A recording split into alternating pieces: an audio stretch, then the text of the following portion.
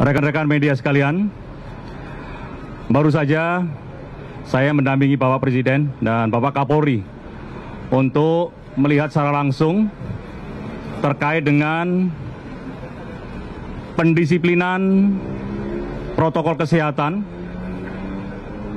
agar masyarakat bisa melaksanakan kegiatan dan aman terhadap COVID-19.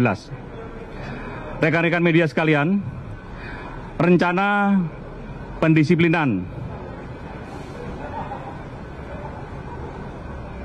protokol kesehatan ini akan dilaksanakan seperti yang disampaikan oleh Bapak Presiden adalah 4 provinsi dan 25 kabupaten kota. Objeknya adalah tempat-tempat lalu lintas masyarakat, kemudian mal-mal, pasar-pasar rakyat, kemudian tempat pariwisata. Dari data yang ada di 4 provinsi dan 25 kabupaten kota, ada 1.800 objek yang akan kita laksanakan pendisiplinan tersebut. Dalam tahap pertama ini, kita laksanakan secara serentak di 4 tempat, yaitu di DKI Jakarta, khususnya adalah di Bundaran HI, kemudian di wilayah Bekasi, berikutnya adalah Provinsi Jawa Barat, Sumatera Barat, dan Gorontalo. Pelaksanaan pendisiplinan dilaksanakan secara bertahap. Seperti contoh saat ini adalah kita laksanakan tempat lalu lintas masyarakat di stasiun kereta. Kemudian siang nanti rencananya Bapak Presiden juga akan meninjau adalah tempat niaga, khususnya adalah food hall yang ada di Bekasi, dan termasuk adalah tempat-tempat untuk mendukung kepentingan masyarakat, yaitu tempat-tempat penjualan apotek, penjualan obat. Di sana akan kita terus awasi. Yang kita laksanakan diantaranya adalah pendisiplinan protokol kesehatan. Pertama, harus seluruh masyarakat kita awasi supaya tetap memakai masker. Yang kedua, masyarakat dalam kegiatan juga harus menjaga jarak aman. Dan yang ketiga, kita siapkan tempat mencuci tangan atau alat sanitizer. Mudah-mudahan dengan kegiatan ini tahap pertama bisa berjalan dengan baik. Tahap pertama akan kita atur, contohnya adalah mal yang kapasitasnya 1.000, mungkin akan kita izinkan untuk 500 saja dan kita awasi. Termasuk juga rumah makan harusnya mungkin 500, kita batasi mungkin hanya 200 saja. Kerjasama antara TNI, Polri dengan pemerintah daerah, termasuk koordinasi dengan gugus tugas. Mudah-mudahan apa yang kita inginkan semua, masyarakat tetap beraktivitas tapi aman dari COVID-19. Oleh sebab itu, saya mohon dukungan dari seluruh rekan-rekan untuk berhasilnya pelaksanaan pendisiplinan protokol kesehatan tersebut, dan mudah-mudahan 4 provinsi dan 25 kabupaten kota tersebut nantinya R0-nya bisa turun sampai 0,7 sampai dengan bawah lagi yang lebih bagus. Kira-kira itu yang ingin saya sampaikan, dan tambahan anggota Polri yang akan dilibatkan kurang lebih 340.000, karena kita harus mengamankan di 1.800 titik tersebut. Nanti siang di sini juga aktivitas di atas juga segera akan kita laksanakan setelah di bawah. Siang ini langsung di atas stasiun MRT HI segera kita laksanakan pendisiplinan terhadap protokol kesehatan tersebut. Demikian, terima kasih.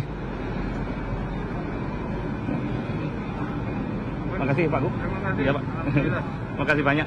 Jadi pendisiplinannya kalau ada apa-apa lebih leluasa Pak. Iya. Iya. Biar jadi contoh. Kita mungkin Pak perlu didorong semua daerah punya peraturan Pak. Iya. Karena kalau tidak punya peraturan, penegak hukum tidak punya dasar untuk masker misalnya Pak. Itu kita sudah bagi 20 juta. Nah, sekarang wajib kita cek. Kalau enggak 250.000. Iya. Siap. Terima kasih Pak Gub. Ya. Pangdam? Kelihatannya ada yang tanya, Pak. Ada yang tanya. Ya, jelas ya.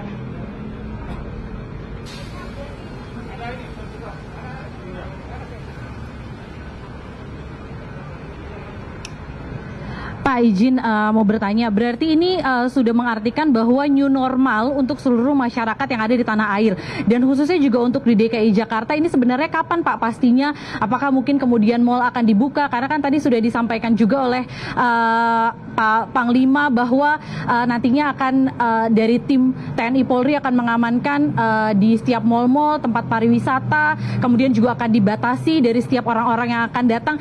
Berarti ini new normalnya ini akan dimulai sejak kapan? Kapan kemudian masyarakat ini sudah bisa beraktivitas kembali? Mungkin dari Pak Anies juga bisa ditambahkan. Terima kasih. Izin Pak Panglima, Pak Kapolri. Jadi terkait dengan PSBB, tadi juga seperti diarahkan oleh Bapak Presiden bahwa kita harus disiplin menjalankan pembatasan sosial. Virusnya menular lewat pertemuan. Bila tidak ingin ada penularan, maka kurangi pertemuan. Tiadakan pertemuan. Pertemuan ini pertemuan sosial, pertemuan ekonomi, pertemuan budaya, pertemuan keagamaan. Nah, khusus untuk wilayah Jakarta, 2 pekan ini adalah 2 pekan penentuan. Nah, kami berkepentingan untuk semua masyarakat mentaati secara disiplin sehingga pada saat siklus 14 hari terakhir perpanjangan PSBB itu tidak perlu diperpanjang. Karena PSBB Jakarta ini berakhir tanggal 4. Apakah nanti ini adalah PSBB penghabisan atau PSBB-nya harus diperpanjang sangat tergantung kepada angka-angka epidemiologi yang ada. Jadi para ahli saat ini mengumpulkan semua datanya, memantau terus. Insya Allah akhir pekan ini kita akan punya informasinya dan pada saat itu nanti kita akan sampaikan kepada masyarakat kerja bersama kita ini hasilnya seperti apa. Jadi yang menentukan PSBB ini diperpanjang atau tidak itu sebenarnya bukan pemerintah, bukan para ahli,